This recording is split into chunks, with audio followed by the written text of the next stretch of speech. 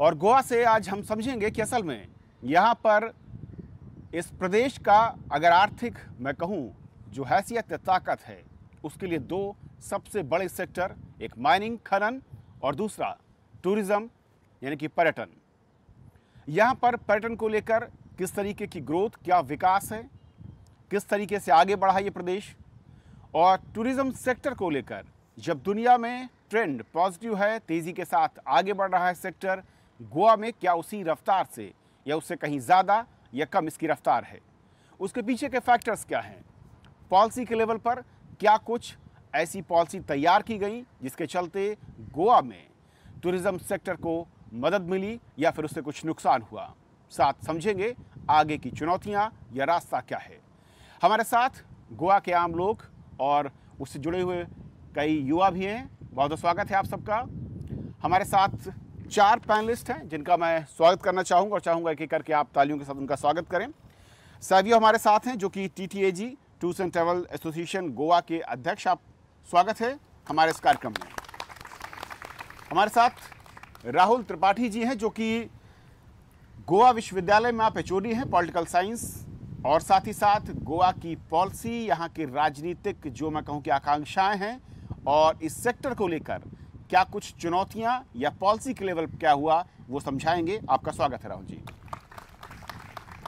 हमारे साथ वरिष्ठ पत्रकार और संपादक, लोकमत के जाने माना चेहरा यहाँ का और जनता की नब्ज, सरकार की नीतियों पर कड़ी नज़र और पकड़ रखते हैं आप, राजू नायक साहब हमारे साथ हैं। राजू जी बहुत बहुत स्वागत आपका हमारे साथ जुड़ने के लिए।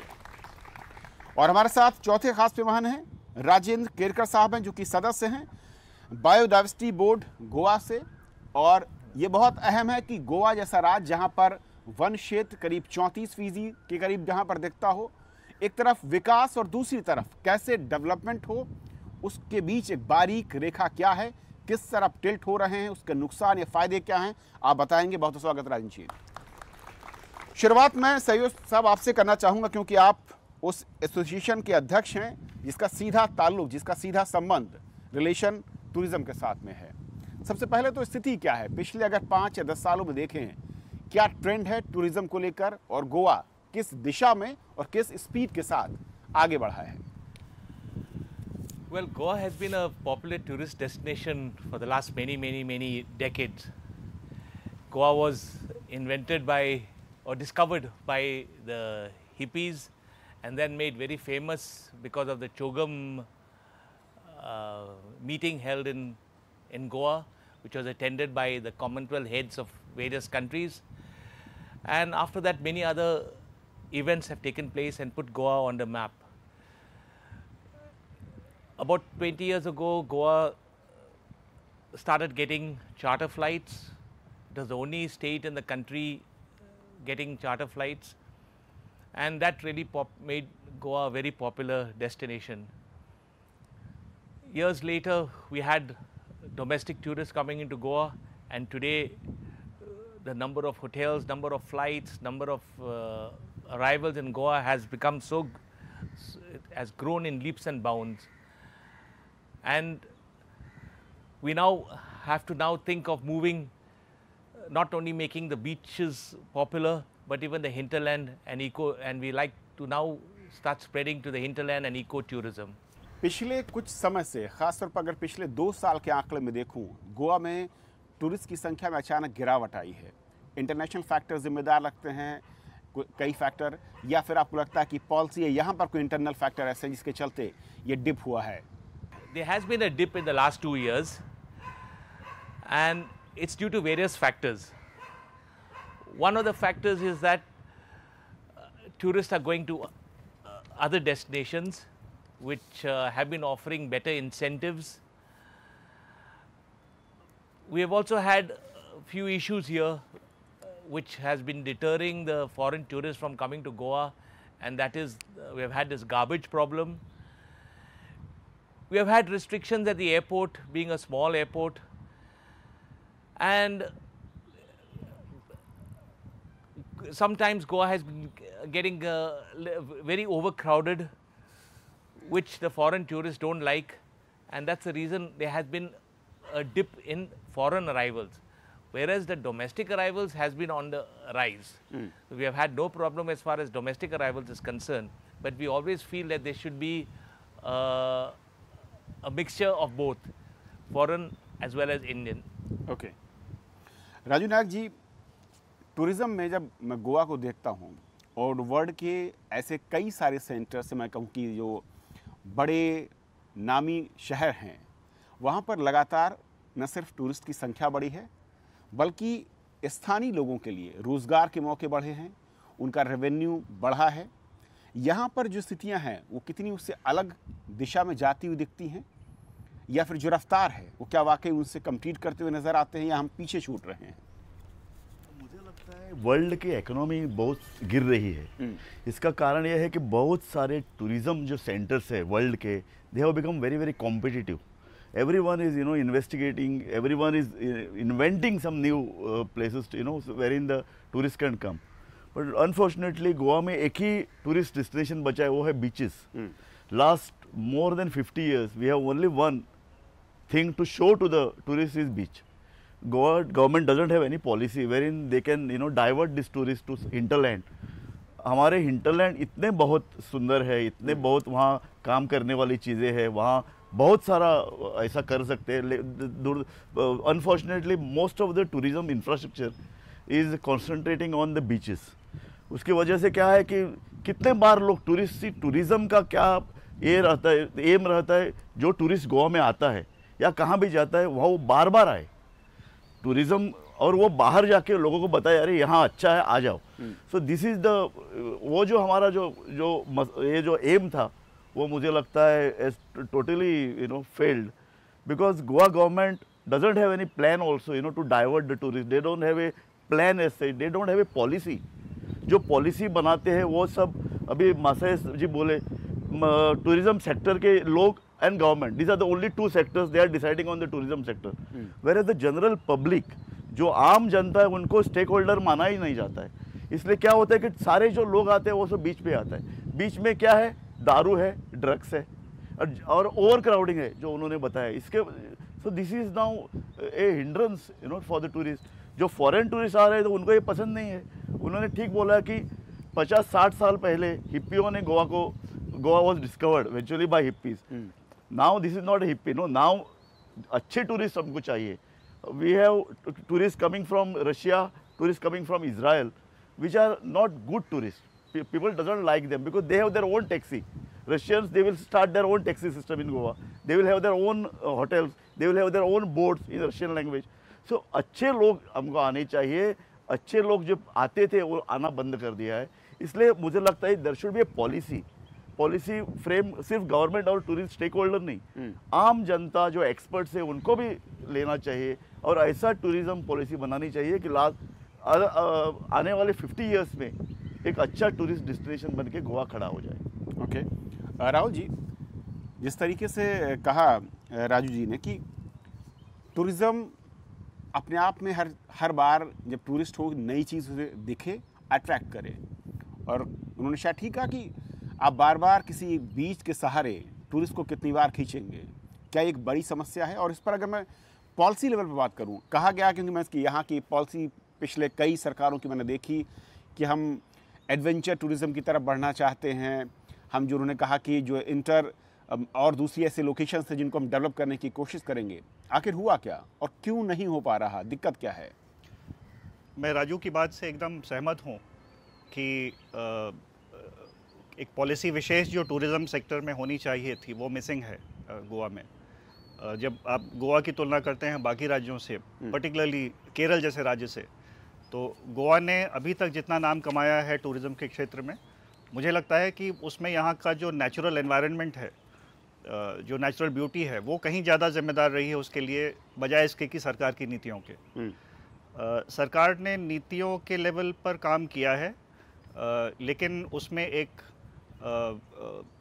कॉन्ट्रडिक्शन मैं पाता हूँ।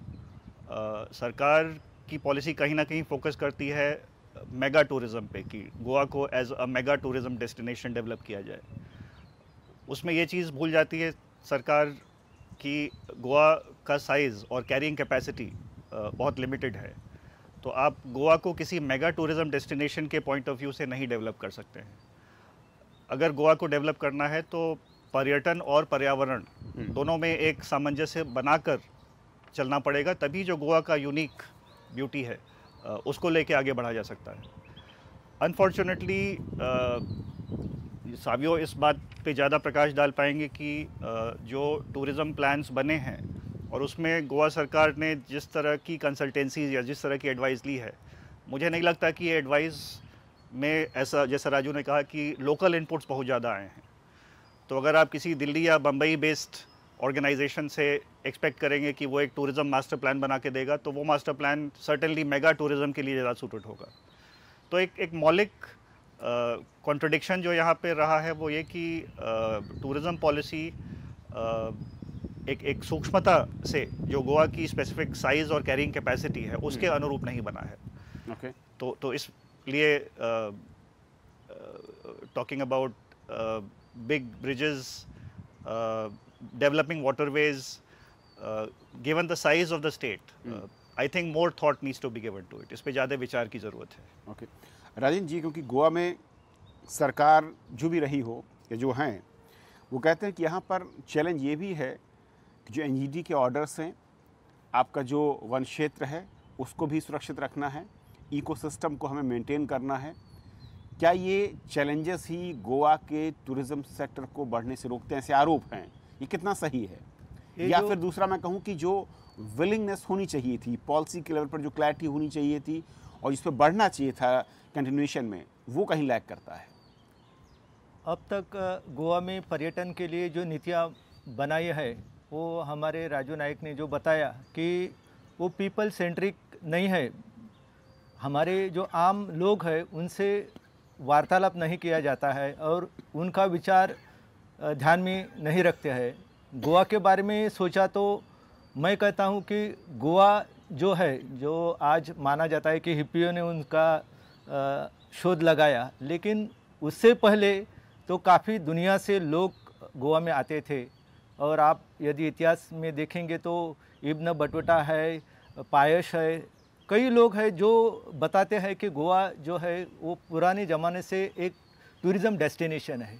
तो ऐसे जो जगह है जिनके बारे में पर्यटकों को पता नहीं है, इनके बारे में यदि अच्छी तरह उनको जानकारी दी जाती है तो जो प्रेशर अपने समुद्री तट पर बढ़ रहा है वो कम होकर देहातों की तरह जाएगा। और गोवा का जो पर्यटन का अभी जो सेंट्रलाइज हुआ है, जो बीच एरिया में या अर्बनाइज सेंटर में, वो सब कुछ जो स्ट्रेस बना है वो कम हो जाएगा और सभी गोवा के लोगों को उसका फ़ायदा जो है वो मिलेगा।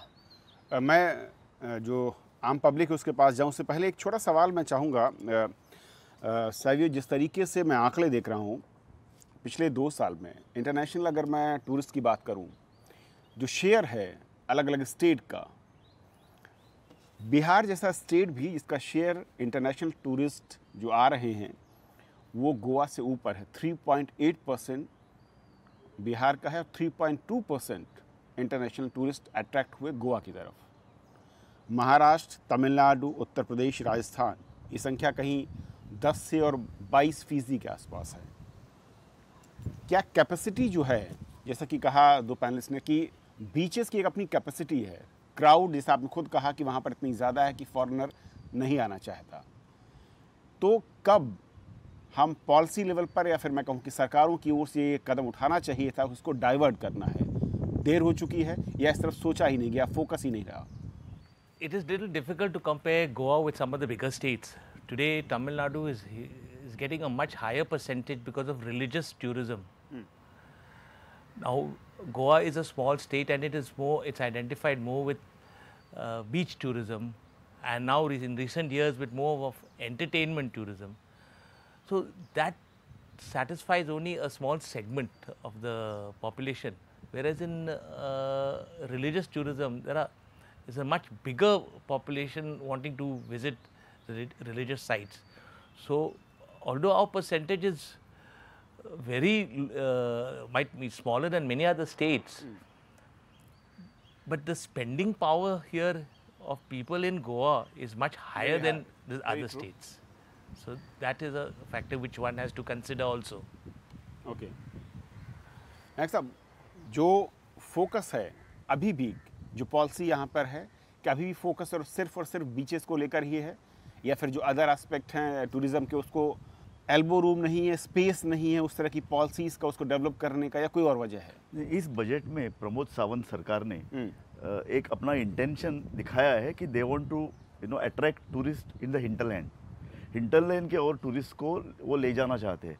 लेकिन सिर्फ प्रॉब्लम क्या है, टूरिस्ट जो आते हैं उनको सिर्फ बीच पे इंटरेस्ट है, क्योंकि बीच में जो कुछ मज़ा है। See I will tell you one thing, Goa is an idea, what is this idea? Goa, we have trees, we have mountains, we have rivers, we have sea, beautiful sea, we have beautiful beach. But इतना ही idea नहीं है गोवा। ये idea कैसा बना है? ये गोवा का पर्यावरण है, गोवा का कल्चर है, गोवा का हिस्ट्री है। ये सब बन के गोवा का आइडिया बनता है। सो ये आइडिया टूरिस्ट को अभी मालूम ही नहीं है। जैसे राजेंद्र केरकल ने बोला ना, ये आइडिया पूरी तरह से विकसित होना चाहिए। और जब ये विकसित होगा ना, जैसे केरला में टूरिस्ट जाते हैं वो हिंटरलैंड में जाते हैं, वो सिटीज़ में नहीं जाते, वैसा ही यहाँ आके लोग हिंटरलैंड में जाएंगे। यहाँ भी बहुत अच्छे रिवर्स है, बहुत अच्छा रिवर साइड एरिया बहुत अच्छा है। हमारा जो ग्रामीण रूरल एरिया है वो इतना अच्छा है कि मुझे देश में भी ऐसा इतना रूरल अच्छा हरा भरा इतना नहीं है।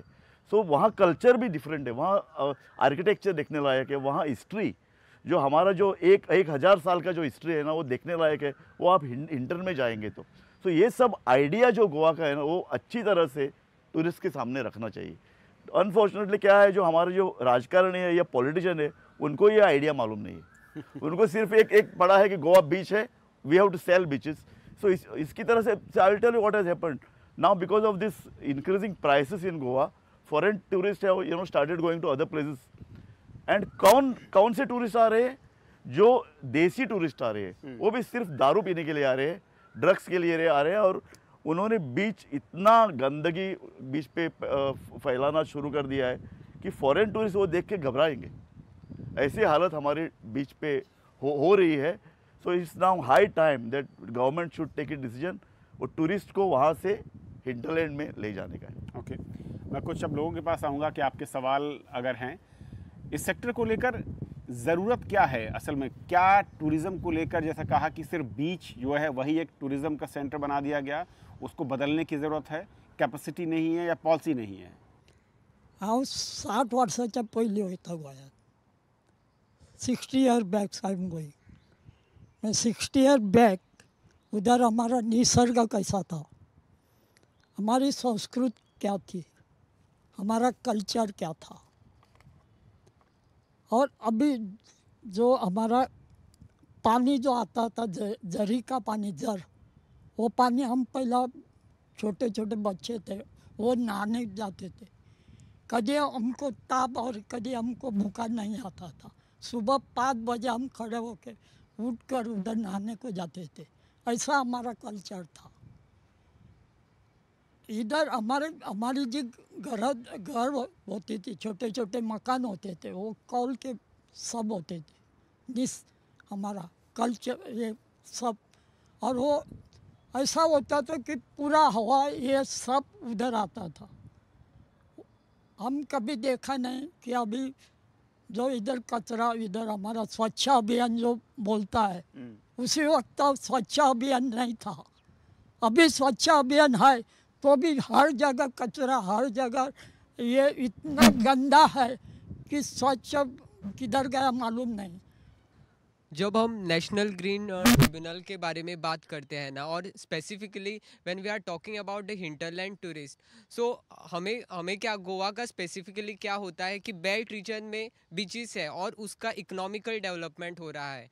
और बाकी सब हम जब पेडने, सत्तरी और सांगेम जो रूरल तालुकास है गोवा के, वहाँ पर हिंटरलैंड टूरिस्ट डेवलपमेंट के लिए बहुत सारी ये होती है, चांसेस बहुत सारे होते हैं। लेकिन जब specifically when I am talking about the Sattari के बारे में जब एक तालुका है उसके बारे में बात करूंगा, तो नेशनल ग्रीन ट्रिब्यूनल के नीति और आयोग जो भी उन्होंने अप्लाई किया है, क्योंकि मोस्टली सत्तरी की जो एरिया है वो महादेव वाइल्ड लाइफ सेंचुरी में आते हैं। उसके लिए नेशनल ग्रीन ट्रिब्यूनल कहता है कि स्पेसिफिक है ये लॉस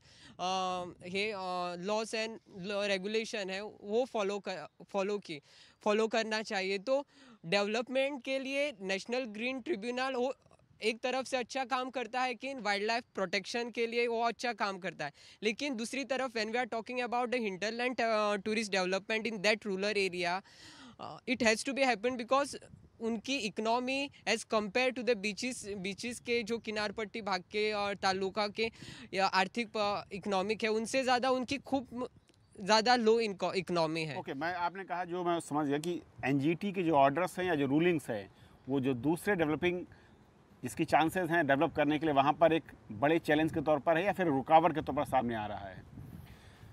राहुल जी, दो चीज़ें हैं। एक तो जैसे जैसे टूरिज़्म में, और ख़ासकर यहाँ पर दो समस्याएं जो मुझे लगता है, टूरिस्ट बढ़ने के साथ अपराध, और दूसरा जैसा कि कहा कि जो यहाँ का कल्चर है उसको कहीं ना कहीं डाइल्यूट किया नशे के तौर पर या एक डेस्टिनेशन के तौर पर उसको कुछ जो टूरिस्ट हैं वो डेवलप करते हुए नज़र आ रहे हैं। ये एक बड़ा चैलेंज है इस सेक्टर को लेकर गोवा में। बिल्कुल सही। मैं मानूंगा कि जैसा कि राजू ने बोला कि गोवा केवल एक ज्योग्राफी या लैंड नहीं है, गोवा एक आइडिया भी है। और मेरा अभी भी ऐसा मानना है कि गोवा एक ऐसा विचार है जो भारत में एक उदाहरण सेट कर सकता है, जो आजकल के वर्तमान परिप्रेक्ष्य में जिस तरह हो रहा है। गोवा को लेके बहुत स्टीरियोटाइप्स भी डेवलप हुए हैं, जिसमें कि बॉलीवुड जिम्मेदार है अपने आप में। बॉलीवुड ने गोवा की खूबसूरती को डेफिनेटली प्रोजेक्ट किया है, लेकिन गोवा का एक बहुत ही टिपिकल फीचर और कैरेक्टरिस्टिक भी बना दिया है उसने। लेकिन जब आप गोवा आएंगे तो आप ये पाएंगे कि वो एक पार्ट है गोवा के लार्जर डाइवर्स कल्चर का, लेकिन वो एक डोमिनेंट कल्चर नहीं है। तो कहीं ना कहीं इसका प्रोजेक्शन बाकी राज्यों में कि गोवा किन किन चीज़ों के लिए जाना जाता है, ये करना बहुत ज़रूरी है, जिसमें बीचेस, हिंटरलैंड, कल्चर, कस्टम्स और गोवा में किस तरह से विविध संस्कृतियों का सम्मिश्रण है, ये प्रोजेक्ट करना बहुत ज़रूरी है। किस तरह से यहाँ पे शांति है, लोग अभी भी एक म्यूचुअली कोएग्जिस्टेंस फ्रेमवर्क में रहते हैं, ये प्रोजेक्ट करना बहुत ज़रूरी है। कमर्शलाइजेशन के प्रेशर की वजह से मुझे लगता है कहीं ना कहीं ये ऑब्जेक्टिव पीछे रह गया है, और ऐसी चीज़ों को जो मास कंज्यूमर कल्चर को ज़्यादा अपील करे उन पे ज़्यादा ध्यान गया है। और बॉलीवुड में जैसा मैंने कहा कि एक प्रोजेक्शन रहा ही है, उसकी वजह से ये होता है कि जो एक टूरिस्ट केवल 2 या 3 दिन के लिए गोवा आ रहा है, वो ऑलरेडी एक माइंडसेट लेके आता है, और जब वो आता है तो केवल उन्हीं चीज़ों को खोजता है कि अरे मैं तो ये सोच के आया हूँ तो मुझे ये दिखना चाहिए। जब आप उसको ये बताइए कि नहीं यहाँ पे और तमाम चीज़ें भी हैं, तो somehow he can not digest that idea. तो एक वैचारिक सोच में बदलाव लाने की ज़रूरत है, और मेरा मानना है कि सरोकार जैसे कार्यक्रम इसमें बहुत बड़ा रोल प्ले कर सकते हैं। दूसरी बात यह है कि गोवा का साइज़ आप देखिए तो गोवा में इन माइग्रेशन बहुत ज़्यादा हुआ है पिछले कई सालों में। टूरिस्ट लोग तो आते हैं, 4 दिन रहते हैं, चले जाते हैं, लेकिन ऐसे भी तमाम लोग आए हैं जो आए हैं और गोवा में जिन्होंने अपना घर बसा लिया है। गोवा के साइज़ को देखते हुए एक नेचुरल एंजाइटी यहाँ पे है कि जो यहाँ का लोकल कल्चर और कस्टम है ये उन सब चीज़ों से प्रभावित हो रहा है। गोवा से आउट माइग्रेशन भी ज़्यादा हो रहा है। तो ये सारे ऐसे बदलाव हैं जिसके मूल कारण गोवा के अंदर ही नहीं है, गोवा के आसपास का जो वातावरण है वो भी इसके लिए जिम्मेदार है। तो उस हिसाब से गोवा को आप डिस्कनेक्ट करके नहीं देख सकते हैं बाकी जगह क्या क्या हो रहा है। चैलेंज सरकार के पास ये रहेगा कि कैसे वो एक बैलेंस बनाकर चले स्टेक होल्डर्स के साथ। सबसे पहले गोवा के सही प्रोजेक्शन के लिए, अच्छा वो प्रोजेक्शन आप इस तरह नहीं कर सकते कि इस फिल्म में आपने ये देखा तो ये चीज़ बैन कर दी। मुझे नहीं लगता कि ये बहुत अच्छा तरीका रहेगा उसको प्रोजेक्शन के लिए। बट गोवा के अपने कल्चरल ईडियम्स, कल्चरल आइकन्स जो कि एम्बेसडर्स रहे हैं इंडिया के पूरे वर्ल्ड में। Recently we had the sad demise of Wendell Rodrigues.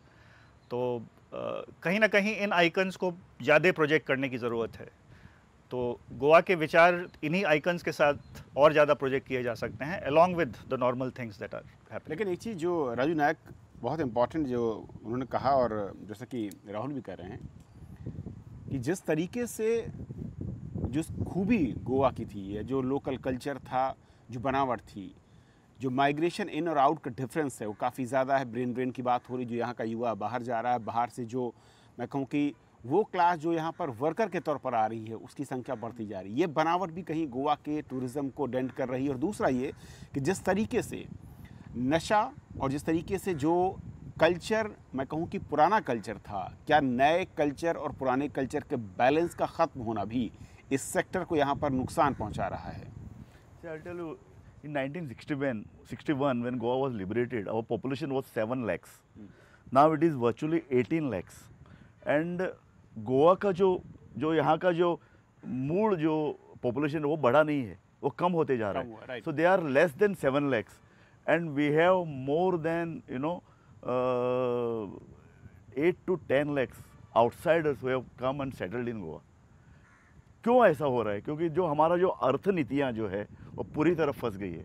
अर्थनीतियाँ in terms of industry, अर्थनीतियाँ in terms of tourism sector, and अर्थनीतियाँ in terms of the overall development. जो हमारा माइनिंग या अदर सेक्टर है, जो डेवलपमेंट के ऊपर से हम उनको देख रहे हैं, this is not sustainable development. ये सस्टेनेबल डेवलपमेंट नहीं है, क्योंकि स्थानिक लोगों का विकास, स्थानिक लोगों का जो डेवलपमेंट होना चाहिए वो इसमें नहीं अंतर्भूत है. इसलिए क्या होता है कि बाहर से ज़्यादा आने लगे. हमने जिस तरह से इंडस्ट्री विकसित किया उसमें गोवंस को स्कोप ही नहीं है. हमारे जो हाईली टैलेंटेड यूथ है वो either they are going to Bangalore और पुणे, और they are migrating to other western countries. Tourism sector ने भी वैसा ही किया है. टूरिज्म सेक्टर के लिए होटल और जो इंफ्रास्ट्रक्चर बना है उसमें Goans are very very few Goans. We have now casinos introduced last 10 years. Most of the people working in casinos have come from outside. So हमारी जो अर्थनीतियाँ है पूरी तरह से गोवा के लिए सस्टेनेबल डेवलपमेंट से जुड़ी नहीं है.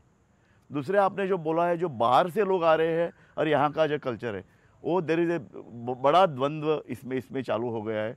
And there is a now in the youth there is a lot of discontent. बहुत ज़्यादा तरह से डिसकंटेंट और असंतोष फैल रहा है. इसका मतलब इसका रीजनिंग ऐसा है कि Goa is suffering right from economy to the exodus, and people are coming, outsiders are coming and diluting everything which we call it Goaness. Okay. Savio, there are 3 points major. Two is drugs and crime. How you see ये दोनों factor Goa के tourism को dent कर रहे हैं, उसका negative impact ज़्यादा पड़ रहा है. और दूसरा ये कि यहाँ पे एक और जो सेक्टर के लोग बताते हैं कि इंटरनेशनल फ्लाइट्स के जो आ रही हैं और जो गोवा एयरपोर्ट है उसका साइज़ और जो कैपेसिटी है लैंडिंग और टेक ऑफ की, वो एक बड़ा रीज़न है. उसको बढ़ाने की बात होती है लेकिन अब तक इम्प्लीमेंट नहीं हुआ. The first thing about crime, as Raju Bab just said, the population from other states has increased a lot, and this is bound to happen. It happens in most of the countries also. Along with development comes crime. Recently, there was this Sunburn festival, and there were like about 300 thefts recorded of mobiles. So because of the festival, gangs came in, and they were committing this theft. So it has. Second thing is, there has been also a number of murders, crimes committed on foreigners. But that's also because sometimes of the drug abuse and the greed, and that has affected Goa tourism. A couple of times travel advisories were given also to people to be careful about traveling at night, and so crime has affected us. Now the second issue about airports. Ours is a naval airport. There are flight restrictions.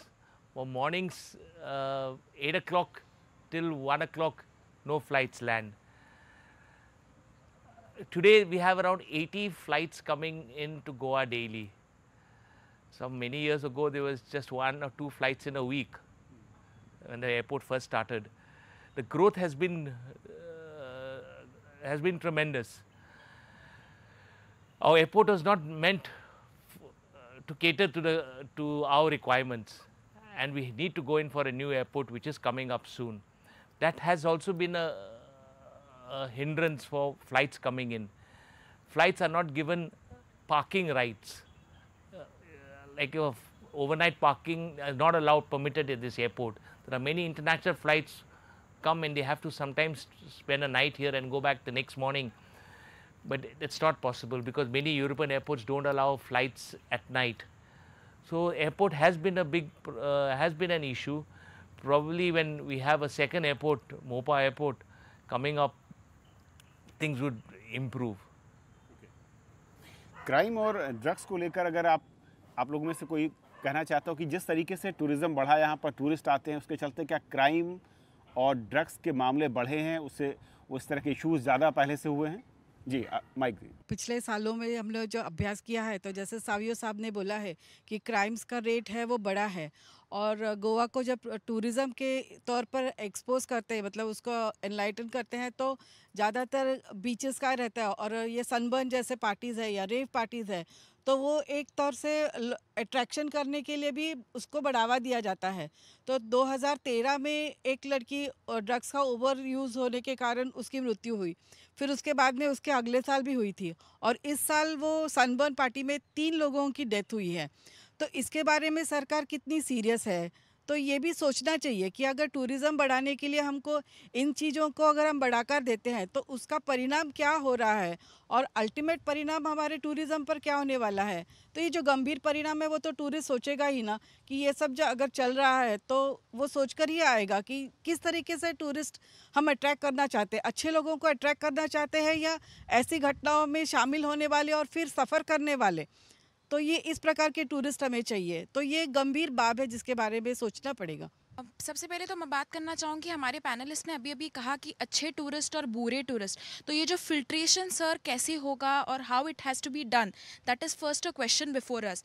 और एक बात होती है कि sir ने factors mention किए जो tourism के लिए अफेक्ट कर रहे हैं। I think local population is also playing a major role, कि क्या होता है कि लोकल पॉपुलेशन को ये जो क्राइम रेट्स और ये जो बढ़ रहा है, इस वजह से लोकल्स को, ये जो स्थानिक लोग हैं, उनको लगने लगा है कि इन टूरिस्ट को यहाँ आने की वजह से हम अगर इनको ज़्यादा बढ़ावा देंगे तो ये क्राइम रेट बहुत इंक्रीज हो रही है।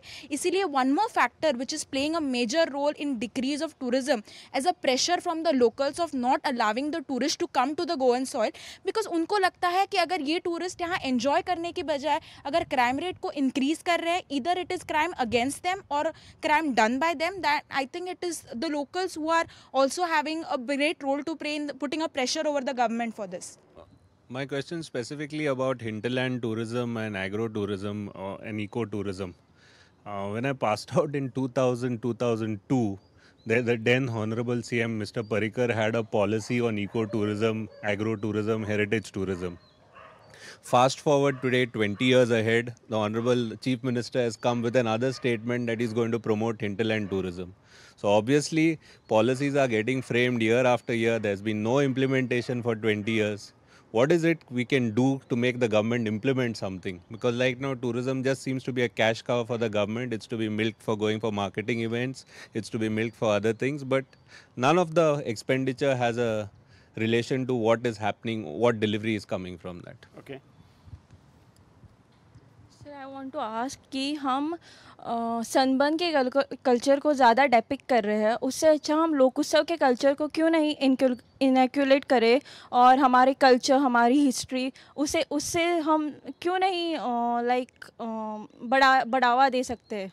जिस तरीके से राजू साहब, दो बड़ी चीज़ें हैं कि जो 4 क्वेश्चन पूछे गए ना, उनका एक ही जवाब है, वो है मैंने जो बोला कि गोवा का idea.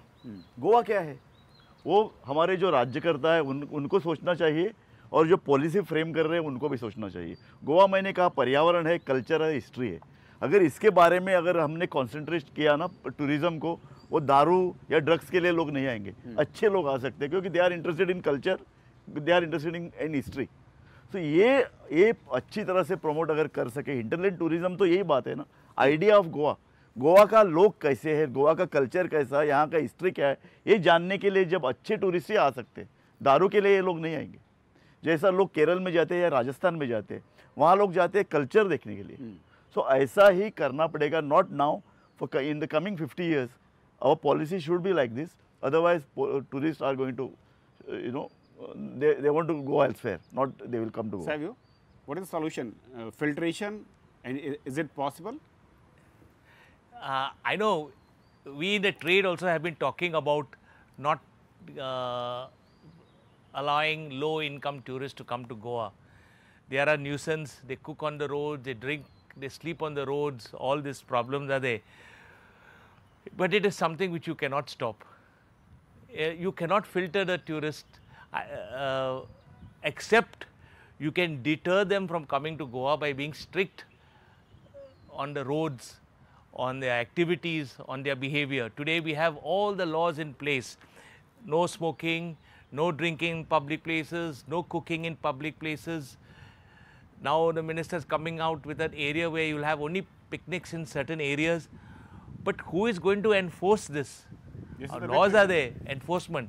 If enforcement comes in place, then what she brought out can happen. Filtration. Automatically, this kind of tourists will stop coming to Goa. Implement करेगा कौन?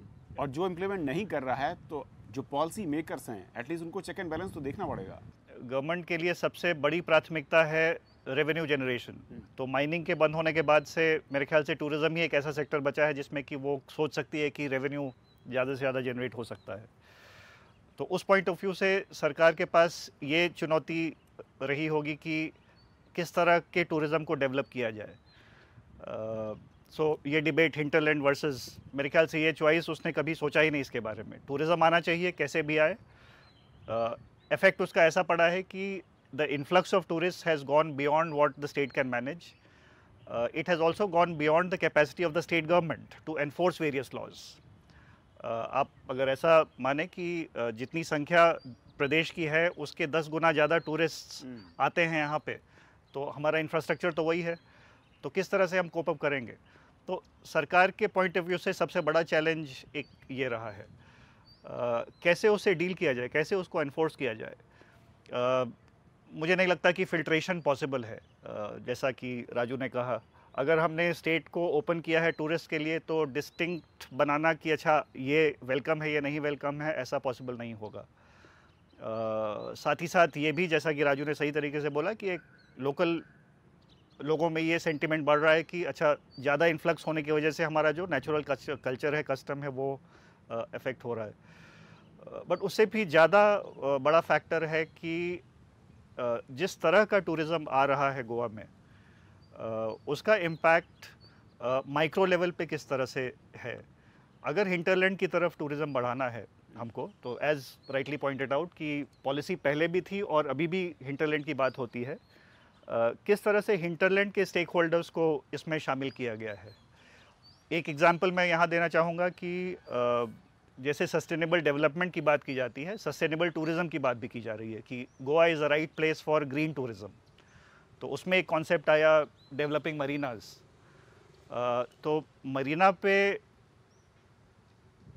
इससे पहले कि ज़्यादा डिबेट हो कि अच्छा मरीना का क्या स्कोप रहे, एक ऑपोजिशन उसको लेके ऑलरेडी शुरू हो गया. तो सरकार जो सोच भी रही थी कि अच्छा कुछ प्लेसेस को मरीनाज के रूप में डेवलप किया जाए, तो वो अभी पीछे बढ़ गया. तो मेरे ख्याल से कहीं ना कहीं लोकल लेवल पे एक जागरूकता भी फैलाने की आवश्यकता है. तो ये मल्टीपल चैलेंजेस हैं. मतलब अगर मैं सरकार की सीट में होता तो एक रियली टफ क्वेश्चन रहता मेरे आगे. लेकिन ये भी जैसे कि एक सवाल हुआ बहुत है कि 2009-2008 में एक पॉलिसी आती है राजेंद्र जी, और 2020 में आकर भी हम सोचते हैं कि पॉलिसी है कहाँ, इम्प्लीमेंट कब होगी. और उस स्टेट में जिसके लिए रेवेन्यू के सिर्फ 2 ही सोर्स हों, जिसमें कि टूरिज़्म, मैं कहूँ कि कम से कम 40% या 35% का शेयर होल्डर हो.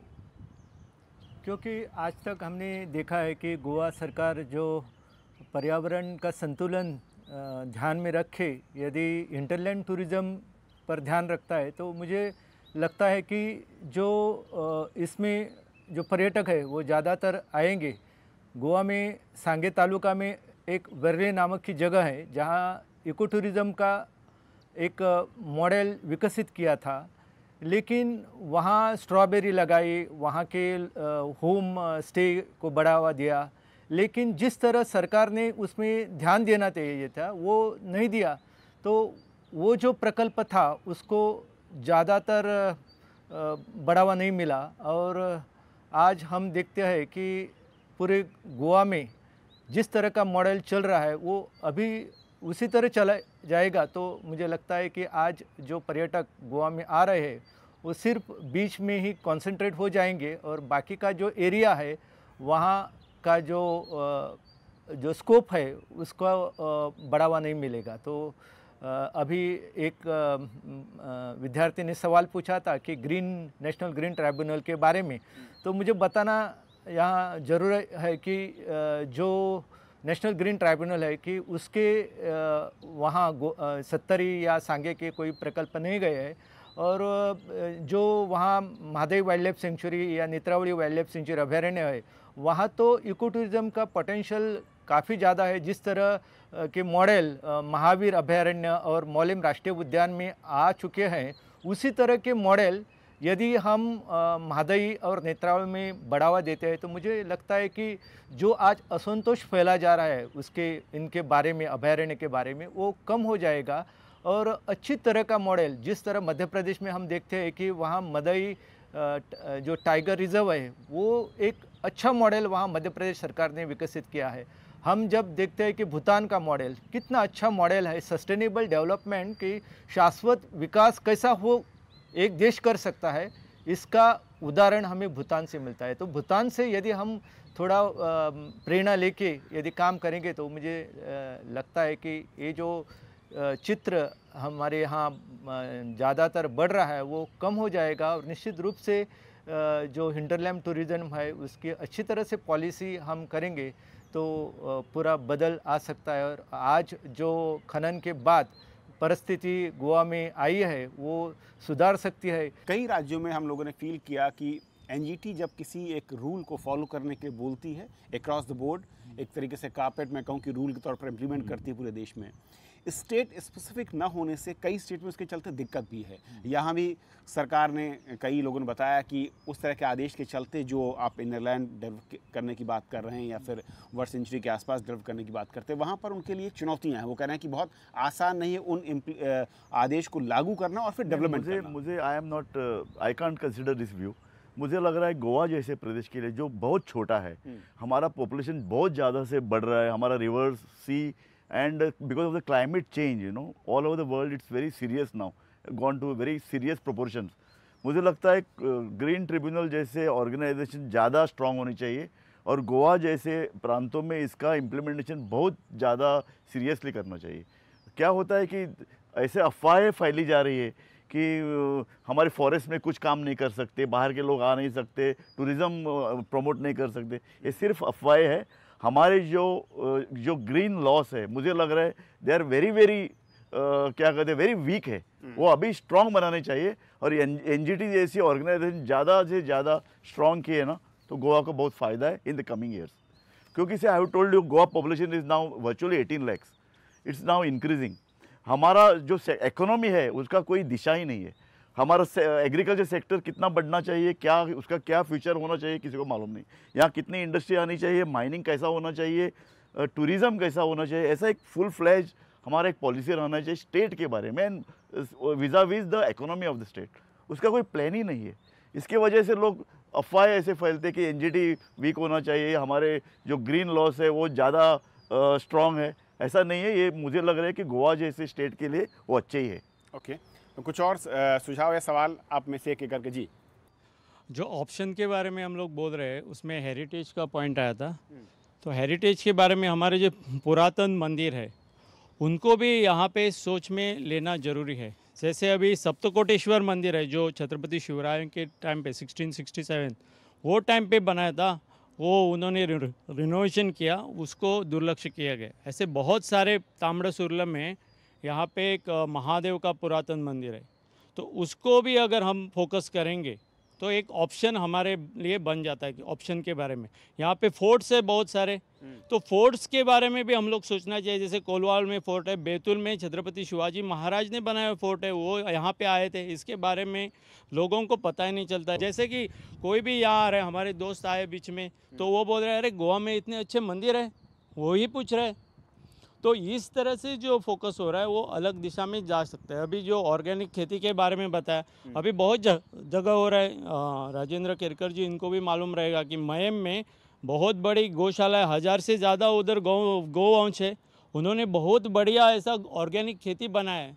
तो उधर जाके अगर विजिट करेंगे लोग तो उनको बहुत आनंद मिलेगा। वालपई में ऐसा बना है, ध्यान फाउंडेशन का है कुड़चड़े में, तो ये भी स्पॉट्स है, उनको फोकस नहीं किया जा रहा है। और जो राहुल कह रहे थे कि जो फोकस है जो कि फिल्म या सीरियल्स के जरिए सामने आता है कि वो उसमें जो दिखता है कि गोवा के बीचेस वहाँ पर मस्ती और वो नशा वो शायद फिर अट्रैक्ट करता है और वहीं तक सीमित कर देता है। और जो सबसे पहले जो हमारे पैनलिस्ट ने बोला कि गोवा छोटा है और हम इसमें कुछ नहीं कर सकते, तो दुनिया में बहुत सारे छोटी देश है जो गोवा से भी छोटे हैं और उसके टूरिज़्म गोवा से भी बहुत ज़्यादा है। तो गोवा का जो टूरिस्ट है जो नेचर पर बेस्ड है ऑलरेडी हमारे पास है, और हमारे पास डेवलप टूरिज़्म नहीं है। जैसे हम एग्जांपल ले सकते हैं जो दुबई है, ये इंडिया के लोग दुबई जाते हैं लेकिन वहाँ पर नेचर नहीं है, लेकिन वो डेवलप दिखने के लिए, बिल्डिंग देखने के लिए जाते हैं। तो गोवा सिर्फ नेचुरल के लिए, जो दुनिया में बहुत सारे लोग हैं जिसको नेचर भी पसंद है और डेवलप्ड भी पसंद है। तो सो गोवा अगर डेवलप में भी फोकस कर ले, और नेचर तो गोवा के पास ऑलरेडी है, सो दोनों टाइप के पर्सन गोवा में आ जा सकते हैं। इसका जवाब भी लूँगा, एक आगे उधर से। For the last almost 10 years, there has been talk about a tourism board and a master plan, tourism policy, etc. But nothing has come out of it. We want to know what is the government up to with regard to that. Maybe it can take the stakeholders on board with regard to a tourism policy, tourism master plan and the board. Like everybody wants to know why aren't the locals being involved in formulating plans. That would help everybody and appease a lot of the questions over here by taking locals on to these boards and formulating policies and also making sure that they get implemented. Because there's only talk of policy, there's no talk of implementation. Like earlier the eco-tourism policy. Okay. मैं एक दो और जल्दी से सवाल, इसके बाद मैं फिर आखिरी राउंड पे लोगों से पैनलिस्ट से चाहूँगा जवाब जल्दी से। नमस्कार। अभी जो सावियो जी ने भी बोला था कि तमिलनाडु जैसे स्टेट के उनके साथ हम कंपेयर नहीं कर सकते, तो रिलीजियस के कारण भी उधर टूरिस्ट जाते हैं। तो अभी हम मानसिक स्तर पर टूरिज़्म का अभी अभ्यास करें तो ऐसा लगता है कि बहुत सारे विदेशी भी आध्यात्मिकता की ओर जा रहे हैं। वो भोगवादी संस्कृति से अभी हटने के लिए भारत में इसलिए आते हैं कि कुछ आंतरिक शांति मिले। तो इस पर भी विचार होना चाहिए। जैसे कि जयेश जी ने अभी कहा कि हमें मंदिरों को भी प्रसिद्धि देनी चाहिए। अभी हम गणतंत्र दिन के परेड में, नहीं तो हमारी गवर्नमेंट एडवर्टीज़ में सभी जगह देखते हैं कि समुद्र किनारे कैजिनोज़ और ज़्यादातर ओल्ड गोवा चर्च इतना ही दिखाते हैं। तो असली जो संस्कृति है वो भी दिखानी है, और इसलिए टूरिज़्म में इसको प्रसिद्धि देना ज़रूरी लगता है। और इसके साथ साथ जो हमारे कई सांस्कृतिक और ऐतिहासिक स्पॉट्स है, जैसे कि हाथकतरा खाम्ब, वो जो है वो हमारी हेरिटेज है और वो पूरी तरह से निगलेक्टेड है, तो उसका भी पुनरुत्थान होना चाहिए और इसकी तरफ गवर्नमेंट का ध्यान आकर्षित करना चाहती हूँ। धन्यवाद। I would like to bring the issue regarding drugs. I think it is the biggest handcrane for foreign tourists coming to Goa. So I feel even Goa government and the central government coming together, they should make some strict rules about the drugs. So that I feel is the most biggest handcrane from getting foreign tourists to Goa. And secondly, I wish to say like tourism development should not be restricted only to beaches. It should come to rural places like Sir said. And Goa government should form a panel and act on it, saying that and taking also the youth into consideration and developing rural development. We have many places like Rajendra sir said. So those things need to be taken into consideration and the policies need to be formed and act on it. Basically, we are providing visas to the foreigners coming into India. Also, there is no visa for the Indian tourists definitely coming to India, coming to Goa. But when they come to Goa, they come with a clear mind. But it is that they don't come with the drugs definitely, because while coming via airplane, customs are there. Even via coming with seaways, customs are there. Only thing is about the road ways, where we are falling a little short to maintain the strictness level. I think that should be developed. आखिर में panelist में चाहूँगा बहुत जल्दी से, और पहला मेरा जो सावियो क्वेश्चन आपसे है, दो बड़े फैक्टर हैं। क्या जब हम क्लीन करने की बात करें, फिल्ट्रेशन की बात कर रहे हैं, ड्रग्स एक बड़ी समस्या है, बड़ी प्रॉब्लम है, रेगुलेशन नहीं है, इसको ज़्यादा बैन करने की तरफ बढ़ने की ज़रूरत है अगर गोवा में हमें उसको सेव करना है, या फिर वो पॉसिबल नहीं, कुछ और steps? The law is there, but then sometimes the way they don't follow the correct procedures. So most of these people who are arrested escape later on in the court because the investigation is not correct, and it's all part of the game. Today, drugs are available everywhere in Goa, and everybody knows about it, but there are hardly any seizures. Rahul, क्योंकि drugs सबसे बड़ी समस्या लगता है कि जो निकल कर आ रही है परेशानी है वो ड्रग्स है। मुझे लगता है कि वो पार्ट ऑफ द प्रॉब्लम है। There is a larger problem as well, और लार्जर प्रॉब्लम बेसिकली गवर्नेंस की है कि गोवा जैसे छोटे प्रदेश को, जिसकी कुछ मूलभूत रिक्वायरमेंट्स है, कैसे गवर्न किया जाए। और मुझे लगता है इसमें केवल स्टेट गवर्नमेंट पे ही अकेले रिलाई करना काफ़ी नहीं होगा।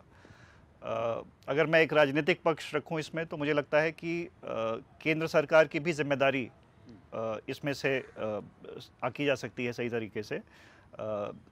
केंद्र और राज्य सरकार दोनों की भागीदारी अगर सही तरीके से चले तो law enforcement, legislation, the requirements of a state like Goa, ये सारी चीज़ें आपस में तालमेल रख सकती हैं। अगर ऐसा नहीं होता है तो मुझे डर है कि गोवा की जो अपनी पॉलिटिकल वॉइस है सेंटर के प्रति, वो कम होती जा रही है। और ऐसा लग रहा है हम लोगों को कि अल्टीमेटली जो पॉलिसीज़ इम्पोज हो रही हैं बाहर की तरफ से, Goa has no option but to accept them.